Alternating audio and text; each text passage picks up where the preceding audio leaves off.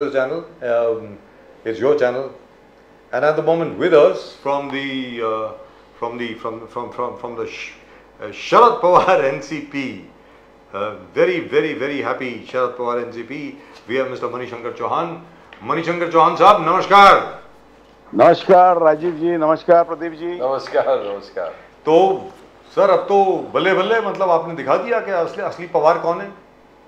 Sir मैंने आपसे last debate में भी कहा था, मेरा डिबेट आप रिकॉर्ड करके रख लीजिए. महाराष्ट्र में 30+ महाविकास आघाड़ी की सीटें आएगी, जो कि आई है. आपने देखा होगा और इस पे हमारी चर्चा भी हुई थी. जी हुई थी बिल्कुल हुई थी. लेकिन ये विश्वास नहीं था कि अजीत दादा को सिर्फ एक सीट मिलेगी, सुनील टटकरे वाली सीट. और वो भी कुछ मालूम नहीं है कि सुनील टटकरे साहब कितनी देर तक उधर रहेंगे. सुनने में आया कि उन्होंने भी संपर्क कर लिया शरद पवार साहब के साथ. जी बताएं. ये तो मुझे नहीं पता है सर कि उन्होंने संपर्क किया या नहीं किया, लेकिन जनता के हाथ में होता है कि किस पार्टी को कितनी सीटें देनी है, किस पार्टी का घमंड कितना रखना है और कितना तोड़ना है, ये जनता तय करती है. और सबसे पहले तो मैं इस देश की जनता का शुक्रगुजार हूं. उन्हें बधाई दे कहते थे, और आज इस देश की जनता ने उन्हीं घमंडियों का घमंड तोड़ा है. भटकती आत्मा कहा गया शरद पवार साहब को, नकली एनसीपी कहा गया. एक्चुअली सही मायने में देखा जाए तो प्रधानमंत्री मोदी जी ने आदरणीय शरद चंद्र पवार साहब को भटकती आत्मा न कहते हुए इस महाराष्ट्र की अस्मिता को, इस महाराष्ट्र को भटकती आत्मा कहा था. और इस महाराष्ट्र की जनता ने उन्हें दिखा दिया कि ये महाराष्ट्र की जो है वो भटकती आत्मा नहीं है, ये पवित्र आत्मा है. और ये महाराष्ट्र कभी दिल्ली के सामने झुका नहीं है. हमेशा जब भी दिल्ली ने इस महाराष्ट्र को झुकाने की कोशिश की है, दिल्ली को मुंह का खाना पड़ा है. शरद पवार साहब ने यह भी कहा था, बोले कि जब प्रफुल्ल पटेल 2004 में मेरे पास आए, बोले कि इंडिया शाइनिंग है और हमको बीजेपी को ज्वाइन करना चाहिए, तभी पवार साहब ने कहा ये इंडिया शाइनिंग को वोट्स में कन्वर्ट नहीं कर पाएंगे कन्वर्ट. और आज भी उन्होंने कहा कि 400 पार कहां से आ रहे हो हमको बता दे. हमने इतने सारे चुनाव देखे शरद पवार साहब ने बोले ये आंकड़ा बैठता नहीं है 400 पार का आंकड़ा नहीं बैठता है. शरद पवार साहब ने कहा तो तब बोले कि तब भी प्रफुल्ल पटेल को मैंने बोला था नहीं होगा, आज भी वो नहीं होगा. तो शरद पवार जी ने बहुत स्टडी करके ये बातें की है. मणिशंकर जी. सर आदरणीय शरद चंद्र पवार साहब राजनीति की एक यूनिवर्सिटी है. उन्हें सब ज्ञान होता है कि हवा का रुख किस तरफ होता है. उन्हें पता होता है कि इस देश की जनता के मन में क्या चल रहा है, युवाओं के मन में क्या चल रहा है, जिसे वो बखूबी जानते हैं. और हमेशा आपने देखा होगा, आज आदरणीय शरद चंद्र पवार साहब इतने मतलब एज के हो गए जिनको लोग कहते हैं कि अब रुकना चाहिए. तो मैं कहता हूं यहाँ तो पवार साहब का रुकने का सवाल ही नहीं आता है. पवार साहब तो एक योद्धा है, एक यूनिवर्सिटी है. वो ये एज में भी सर आज भी सीखने की भावना रखते हैं और लोगों से सीखते हैं. उनकी समस्या जो होती है उसको सुलझाने का काम आदरणीय शरद चंद्र पवार साहब कहते हैं. और ये रही बात जो 400 पार वाली, तो आदरणीय शरद चंद्र पवार साहब को बखूबी पता था कि ये मोदी जी का जुमला है, ये मोदी जी की गारंटी है जो कि कभी फुलफिल होगी ही नहीं. आगे जाके पवार साहब ने कहा कि देखो मैंने कभी पॉलिटिक्स को इस प्रकार से हॉस्टाइल नहीं देखा. इतना हॉस्टाइल पॉलिटिक्स और एनिमोसिटी जो आपस में है ये कभी मैंने देखा नहीं. उन्होंने फिर उदाहरण करके कहा कि मोदी जी जब सीएम थे गुजरात के, तभी पूरे देश में पॉलिटिकल पार्टी सब उनके खिलाफ थे. सब political leader with in the UPA government उनके खिलाफ थे. तब भी शरद पवार जी कहते कि मैंने नरेंद्र मोदी जी को इजराइल लेके गया हर चीज के खिलाफ होने के बावजूद. बोले पॉलिटिक्स वो होता है, ये हॉस्टाइल होके पॉलिटिक्स कभी होता नहीं है. और महाराष्ट्र में जो हॉस्टाइल पॉलिटिक्स है वो लोग उसको मानते नहीं है, लोग सहन नहीं करेंगे. और एग्जैक्टली वही हो गया. How do you see that Manishankar ji? बिल्कुल जी बिल्कुल सही बात है सर. जब यूपीए सरकार थी उस समय सारा यूपीए सरकार सम्माननीय मोदी साहब के खिलाफ में था. लेकिन आदरणीय पवार साहब ही एक ऐसे व्यक्ति थे, एक ऐसे नेता थे. और मुझे याद आता है उस समय शायद नेताजी हम जिनको कहते हैं समाजवादी पार्टी के मुलायम सिंह यादव जी, वो और एक आदरणीय शरद चंद्र पवार साहब ही ऐसे दो नेता थे जो मोदी साहब को सपोर्ट करते थे. इसलिए जब मुझे पता अभी भी अच्छे से याद है, जब 75वीं बर्थडे सेलिब्रेशन हम लोग आदरणीय शरद चंद्र पवार साहब का दिल्ली में मना रहे थे, तो उसी दरमियान मोदी साहब ने एक भाषण किया था। उसमें कहा था कि मैं आदरणीय शरद चंद्र पवार साहब की उंगली पकड़कर मैं राजनीति सीखा हूं जी। और वही मोदी जी आज जो अभी इलेक्शन आया, सत्ता की लाचारी देखिए, जो एक तरफ आदरणीय शरद चंद्र पवार साहब के बारे में कहते हैं कि मैं उनकी उंगली पकड़कर राजनीति सीखा हूं, और इस बार वो आदरणीय शरद चंद्र पवार साहब पर भी निचले स्तर पर टीका टिप्पणी करने से भी बाज नहीं आए। तो ये समय समय का फेर होता है। कहते हैं विनाशकाली विपरीत बुद्धि।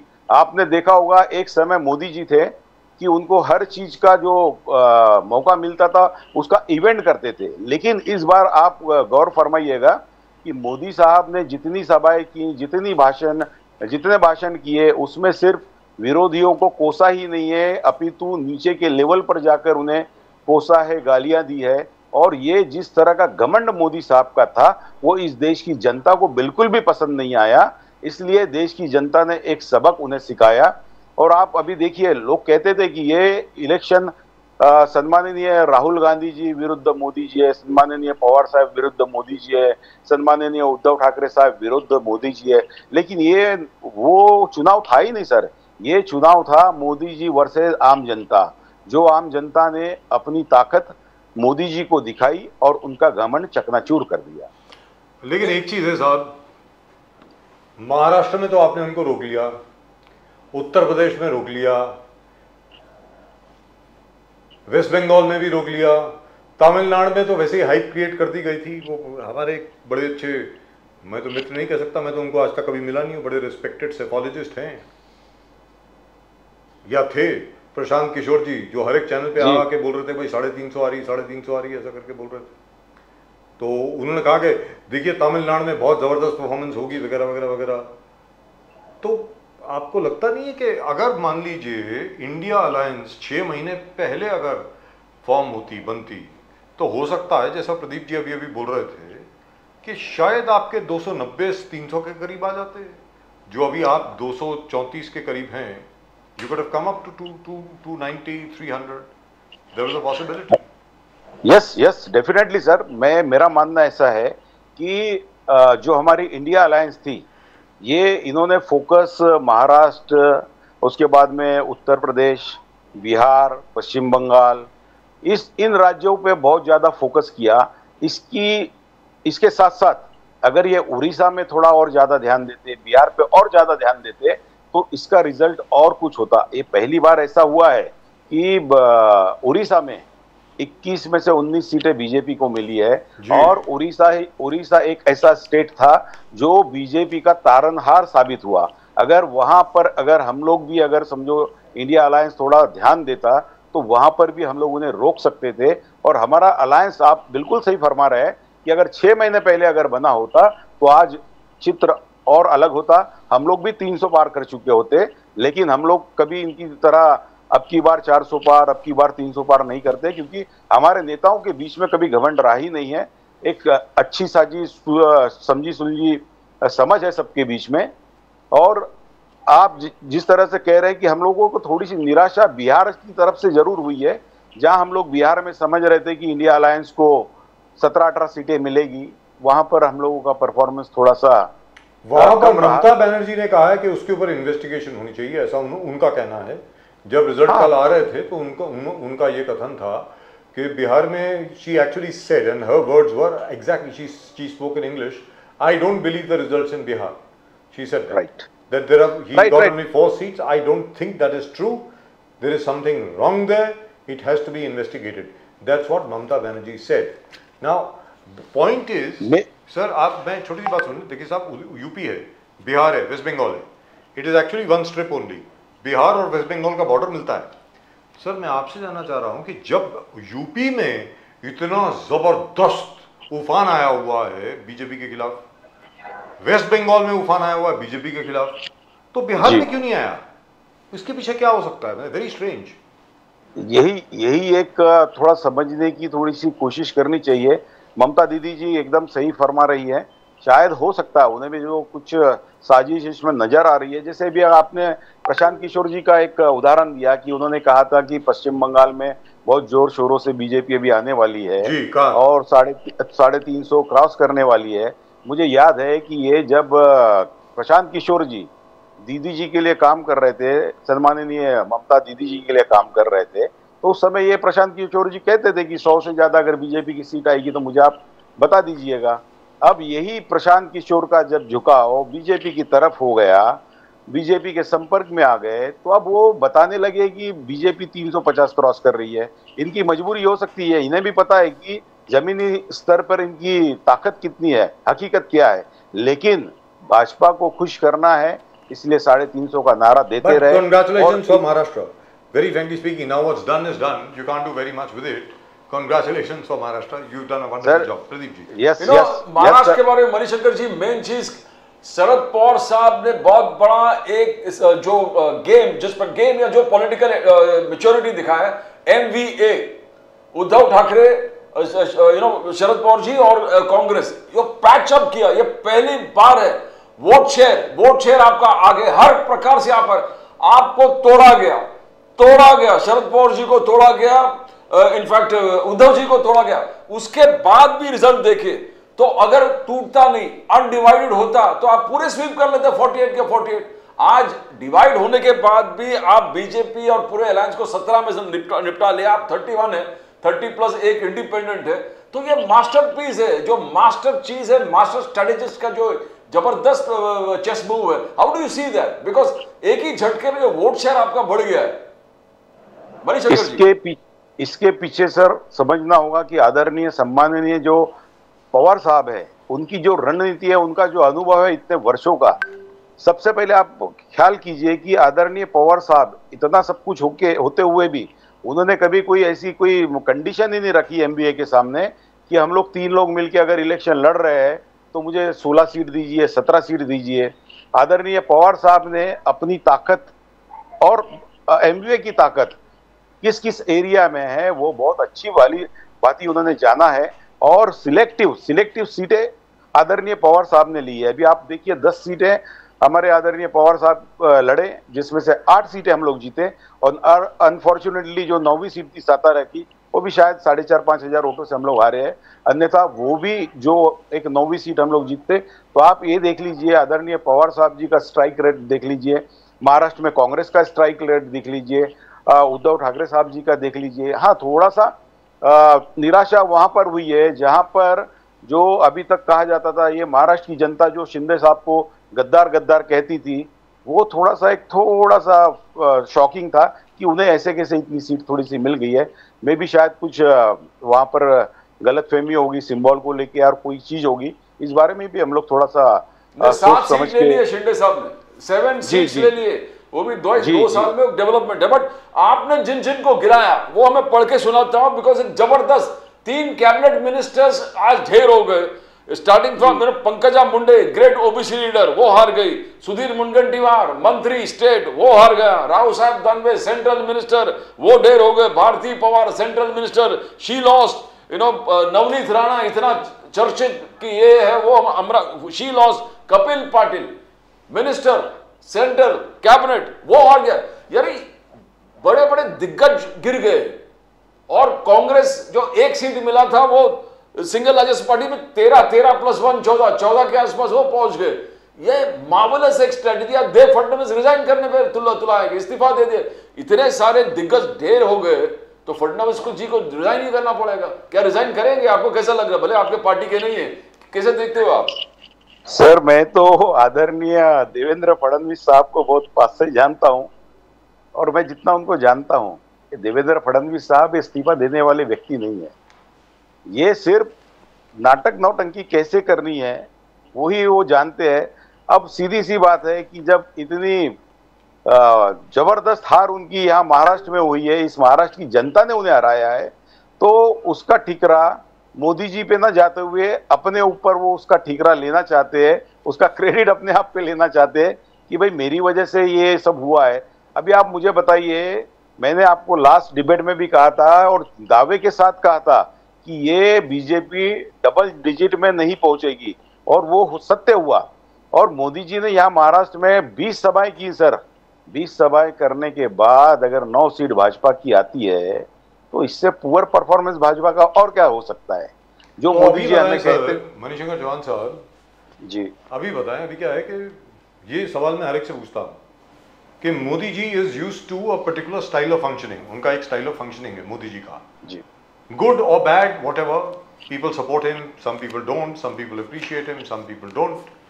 Obviously the country appreciates him because the third time BJP has emerged as the single largest party. सीधी बात है सर, तीसरी बार सिंगल लार्जेस्ट पार्टी बनकर के वो आए हैं लोकसभा में। लेकिन अब क्या है कि he is 33 seat short of a majority, 32 seat short of a simple majority. तो आपको लगता है कि इस बार मोदी जी के स्टाइल ऑफ फंक्शनिंग में कोई बदलाव आएगा? लाना ही पड़ेगा सर। अगर नहीं लाएंगे तो सरकार में नहीं रहेंगे।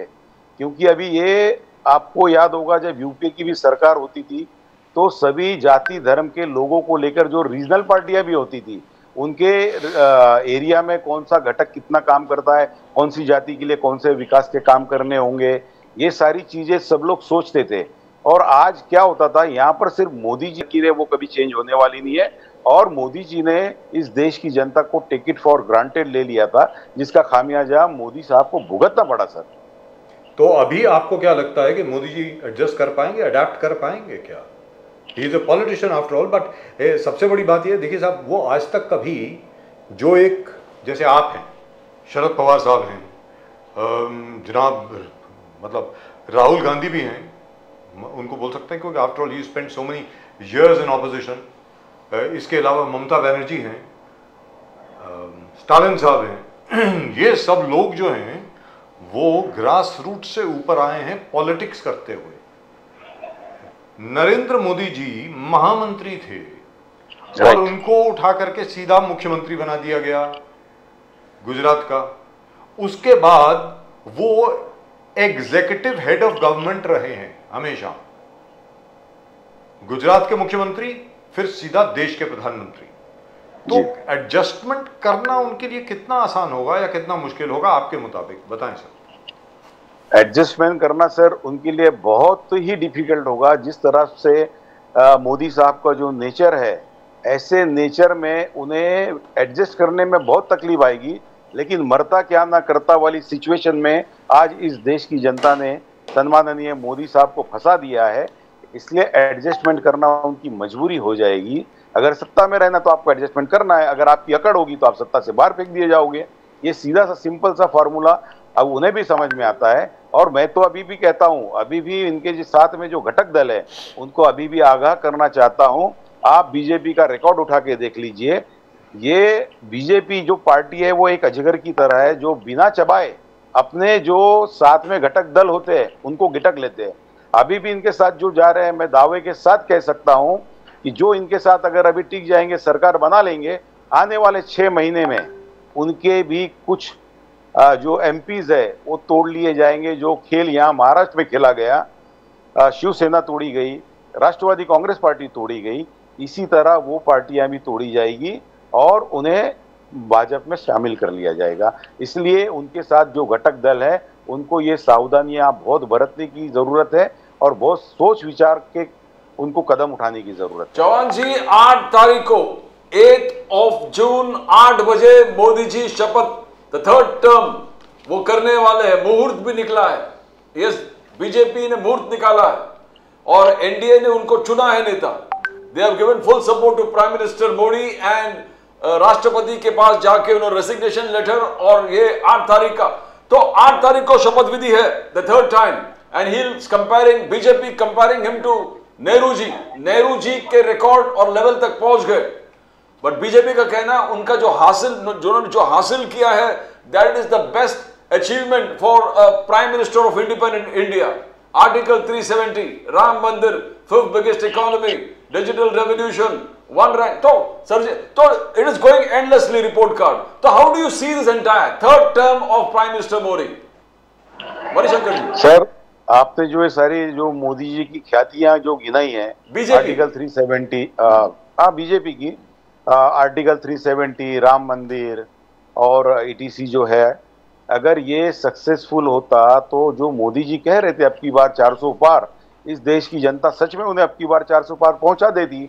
लेकिन ऐसा नहीं हुआ, क्योंकि वो जो मोदी जी ने जो फैसले लिए हैं, कुछ फैसले लिए हैं जो जनता को नहीं पसंद आए, इसलिए जनता ने उन्हें नकार दिया।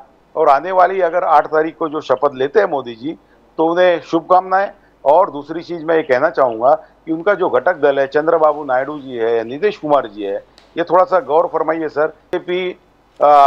हिंदुत्व का मतलब नकली हिंदुत्व का जो ढोंग लेकर, एक चादर ओढ़कर जो हिंदू जनता को भटकाने का काम करती है। अब ये देखना है कि जो सेकुलर पार्टियां हैं वो कितने दिन तक मोदी जी के साथ रहती है।